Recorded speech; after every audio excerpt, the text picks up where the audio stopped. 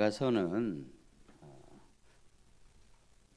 잘 아시다시피 남녀의 사랑에 비춘 이스라엘과 하나님의 사랑, 그리고 이제 신약의 우리에겐 주 예수 그리스도 성령 하나님과 우리 성도들의 사랑을 노래한 이스라엘 최고의 시입니다. 유대인들은 매년 6월절에 이 아가서를 회당에서 낭독을 하였습니다. 6월절은 하나님이 이스라엘 민족을 출애굽 시키시면서 하나님의 백성으로 부르셨고 또 시내산에서 언약을 선포하며 부부의 혼약을 선포한 거룩한 날입니다. 근데 그 거룩한 6월절에 회당에서 아가서를 낭독한다는 것은 이것이 단순한 남녀의 사랑만을 이야기한 것은 아니라는 증거입니다. 제가 오늘 함께하는 이 본문은 6장 말씀이기에 시간 관계로 앞부분 내용을 요약을 할 수는 없지만 5장까지에서 보면은 이 술람미 여인과 왕은 세 번째 어려운 마음의 고비를 넘어가고 있는 그러한 과정이고요. 또 세 번의 동산, 세 개의 동산의 이야기가 나오는데요. 처음에 잠근 동산, 그 다음에 자기 동산이라고 표현을 하였고, 오늘 말씀에는 호도 동산, 이렇게 결혼 후에 세 번째 이 호도 동산은 결혼 후에 찾아온 신앙의 고비를 넘어가고 화해하는 과정을 다루고 있습니다. 근데 이 시라는 것은 상징적인 비유를 많이 표현을 하죠. 그렇기 때문에 그 한 줄, 두 줄, 몇 줄에 많은 내용이 축약이 되어 있기 때문에 이게 좀 그 의미 해석을 좀 다른 참고 서적을 보시면서 같이 이해하는 게 좋고요. 그리고 또 이 아가서는 어떤 부분이 남자 왕이 이야기한 부분이고 어떤 부분이 술람미 여인이 이야기한 부분이고 또 합창이 있는지를 성경에 구분을 해놓으시면 더욱 좋습니다. 저는 이제 이렇게 아가서에다가 잘 보이실지 모르겠지만 남자가 왕이 이야기한 부분은 파란색 형광펜으로, 그리고 또 여자가 이야기한 부분은 분홍색으로 표시를 하고 합창 부분은 이렇게 연두색 형광펜으로 표시를 쭉 해놨습니다. 이런 식으로 해가지고 아가서를 보시면은 이게 상당히 도움이 되십니다.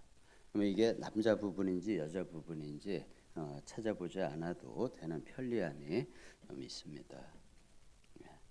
오늘 말씀 이제 6장 4절 말씀부터는 신랑이 주님이 방황에서 돌아온 신부, 즉 회복된 성도와 교회를 향해 감탄하며 부르는 노래의 사랑의 노래 부분입니다.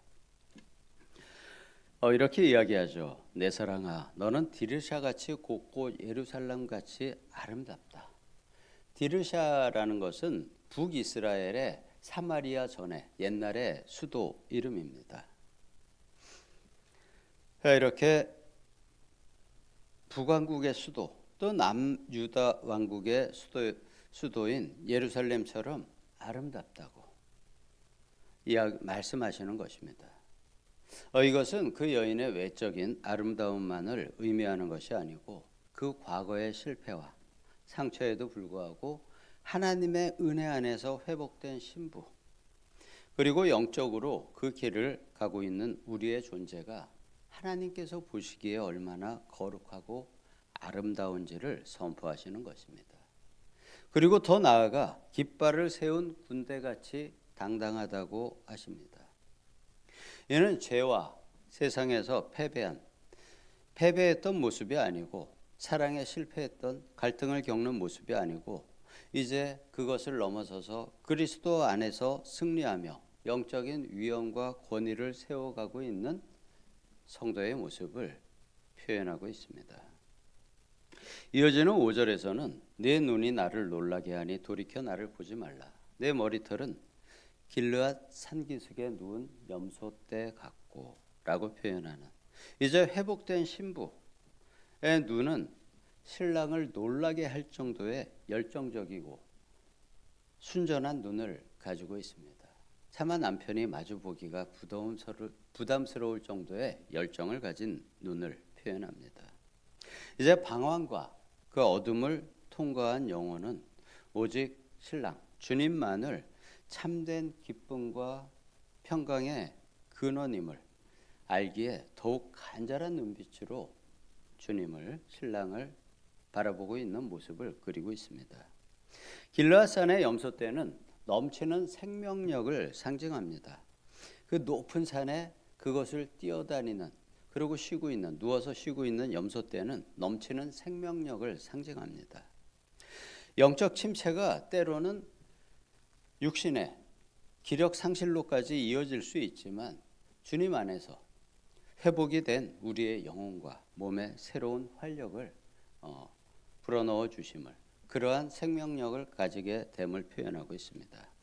6절과 7절에서는 내 이는 목욕하고 나오는 암양떼 같으니 쌍태를 가졌으며 새끼가 없는 것은 하나도 없구나. 너울 속에 내 뺨은 석류 한쪽 같구나. 목욕을 하고 금방 목욕을 시킨 암양떼 같은 아주 하얗겠죠. 그 순결함과 영적인 건강 그리고 쌍태를 가졌다는 표현처럼 풍성한 열매 맺음을 상징합니다. 그리고 이 너울을 쓰고 있는 머리를 덮고 있는 너울을 쓰고 있는 붉은색 뺨 이것은 외적으로 드러나지 않지만 내면적으로 가지고 있는 아름다움, 겸손 그리고 순결을 의미합니다. 하나님 앞에서 지켜지는 성도의 정결함, 세상이 알지 못하는 깊은 아름다움을 바라고 있습니다. 우리의 과거가 어떠했고 또 우리가 어떤 연약함을 가졌던지 하나님께서는 지금 회복된 우리를 영적으로 회복되고 있는 성도를 이렇게 아름답고 거룩하며 당당하고 생명력 넘치는 존재로 보고 계심을 표현하고 있는 것입니다. 이 회복의 정체성을 믿음으로 항상 붙드시기 바랍니다. 우리 역시 영적으로 항상 침체가 될 수 있습니다. 그 회복에 대해서 이렇게 표현을 하고 있는 것입니다. 8절과 9절을 보게 되면은 신랑 여기서 솔로몬 왕으로 표현이 되죠. 그 왕은 세상에 많은 왕비와 후궁들을 가지고 있습니다. 시녀들도 많이 있습니다. 그렇지만 그 왕은 오직 한 사람, 주님께서는 오직 한 사람, 우리 성도님들을 향한 또 저를 향한 절대적이고 유일한 사랑을 이렇게 고백을 하십니다. 왕비가 60명이요 후궁이 80명이요 시녀가 무수하되 내 비둘기 내 완전한 자는 하나뿐이로구나. 세상에 무수한 사람들이 있고 왕에게는 많은 여인들이 있지만 그 왕의 마음과 시선은 오직 한 사람, 포도원 지기였던 평범한 여인에게 향하고 있음을 이야기합니다. 이것은 바로 우리 각자를 향하신 바로 우리 성도님들 자신을 향한 또 저로서는 저를 향한 주님의 사랑입니다. 주님께서는 우리를 수많은 사람 중 하나가 아니고 그분의 하나뿐인 비둘기 완전한 자입니다. 바로 주님이 우리를 보시는 시선인 것이죠. 부모도 모든 자녀에게 자녀가 여러 명 있을 때 모든 자녀에게 똑같이 완전하고 독보적인 사랑을 주지는 못합니다. 하지만 우리 주님께서는 세상을 창조하시고 또 그것을 완전하게 다스리시는 그러한 유일한 하나님이시기에 우리 한 사람 한 사람 모두에게 부족함 없는 완전하고 독보적인 사랑을 주실 수가 있습니다. 온 우주를 사랑으로 감싸주시는 그 광대하신 분이 바로 나를 유일하고 완전한 사랑의 대상으로 삼으신다는 사실을 항상 명심하십시오. 그 사랑 안에서 우리는 영적인 완전한 안정 그리고 그 하나님께서 주님께서 나를 바라보시는 완전한 가치를 깨달아가는 것이 바로 우리 기독교 신앙입니다. 자, 9절에서 또 이렇게 이어지죠. 여자들이 그를 보고 복된 자라 하고 왕비와 후궁들도 그를 칭찬하는구나. 주님과의 깊고 완전한 사랑의 관계는 숨겨지지 않습니다. 그 완전한 사랑을 내가 느끼고 주님 안에서 내가 그것을 닮아가는 거룩하고 완전한 길을 내가 걸어갈 때, 온전하게 내가 나의 주님 앞에 서서 그 주님과 동행하고 있을 때 그 사랑은 모든 사람에게 보여지고 나타나게 됩니다. 우리의 삶을 통해서 드러나게 되고 또 공동체 안에서 선한 영향력을 끼치게 되고 이렇게 칭찬받는 본이 됩니다. 이제 신랑 주님께서는 회복된 신부 즉 성도와 우리 교회의 영광스러운 모습을 10절에서 이렇게 표현을 합니다. 아침빛같이 뚜렷하고 달같이 아름답고 해같이 맑고 깃발을 세운 군대같이 당당한 여자가 누구인가?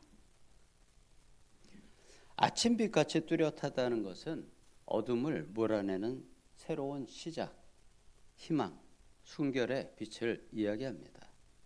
바로 우리가 이렇게 세상에 빛을 밝혀주는 소망을 주는 존재로 부름을 받았습니다.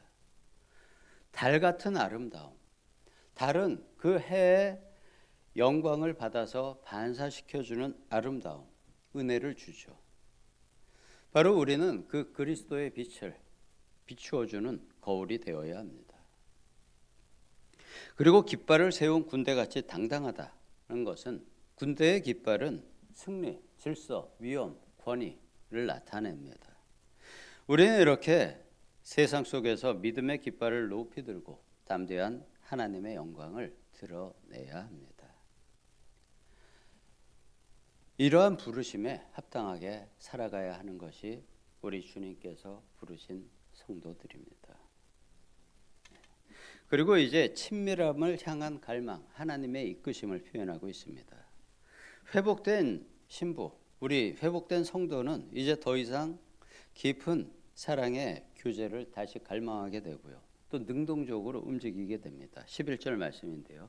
골짜기에 푸른 초목을 보려고 포도나무가 순이 났는가? 석류나무에 꽃이 피었는가를 알려고 내가 호도 동산으로 내려갔을 때. 자, 이제 신부는 또 우리 성도는 사랑의 열매를 확인하고 더 깊은 관계를 위해서 호도 동산으로 내려갑니다. 여기서 호도라는 것은 그냥 견과류 나무를 뜻하는데 한글에서는 호도 동산이라고 표현을 했습니다. 하나님과의 동행은 은혜로 시작이 되지만 이제 그 깊이를 더하는 데는 우리의 영적인 갈망, 우리의 노력이 필요합니다. 주님을 향해서 끊임없이 우리가 다가가는 영적인 노력이 필요한 것이죠. 우리가 주님과의 만남을 더욱 깊이 하기 위해서, 더 깊은 동행으로 나아가기 위해서는 우리의 기도, 말씀 묵상, 말씀 통독, 항상 영적으로 노력하는 모습이 필요함을 그리고 있습니다. 12절 부지 중에 내 마음이 나를 내 귀한 백성의 수레 가운데에 이르게 하였구나.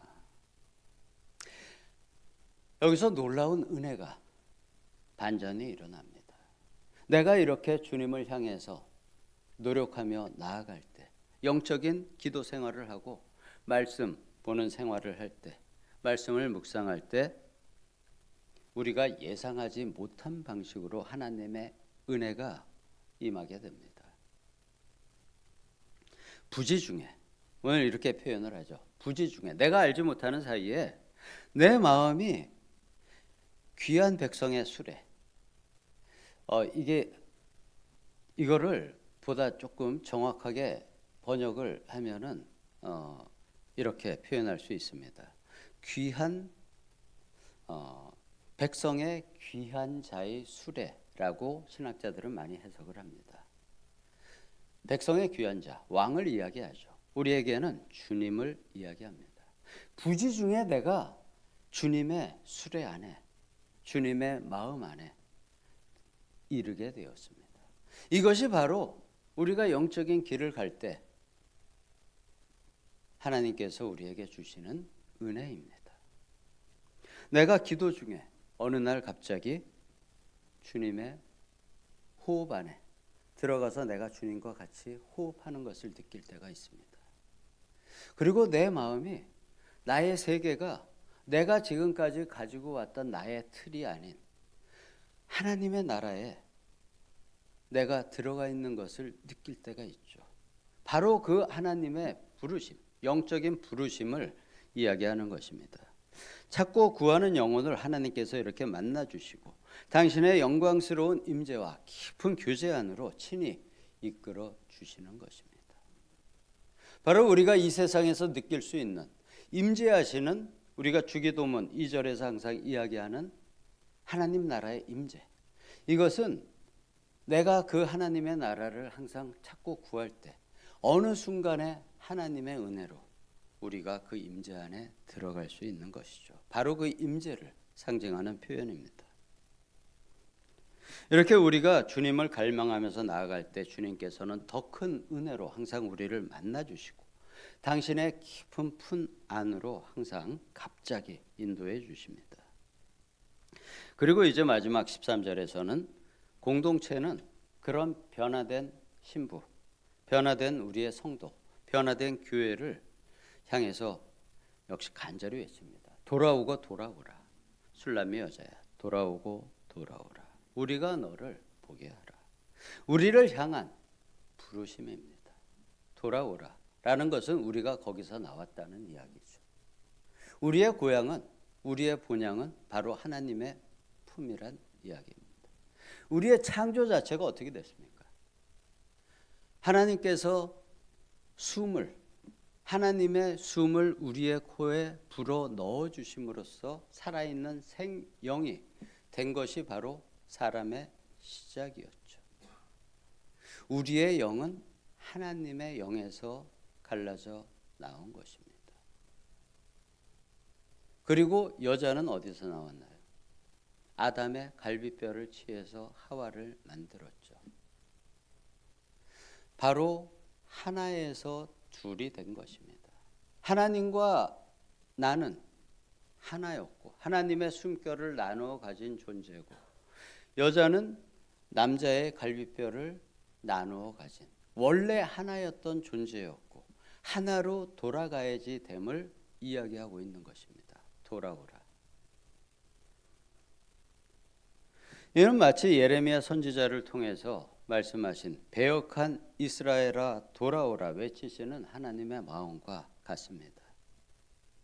우리가 영적으로 방황하거나 아니면 주님에게서 멀어졌던 그러한 영혼이 있다면 다시 주님의 그 사랑의 자리로 돌아오기를 간절히 바라시는 하나님의 음성입니다.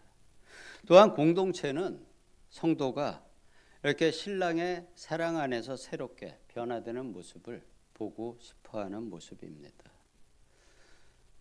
한 성도의 회복된 모습은 공동체의 큰 기쁨, 도전, 그리고 공동체의 격려가 되고요. 하늘나라에서는 한 성도의 그 변화가 잔치를 하늘나라에 일으킴을 예수님은 이야기하셨습니다. 우리가 이렇게 주님을 향한 갈망으로 기도와 말씀 속에서 나아갈 때 주님은 우리를 당신의 영광스러운 임재 안으로 이끌어 주십니다.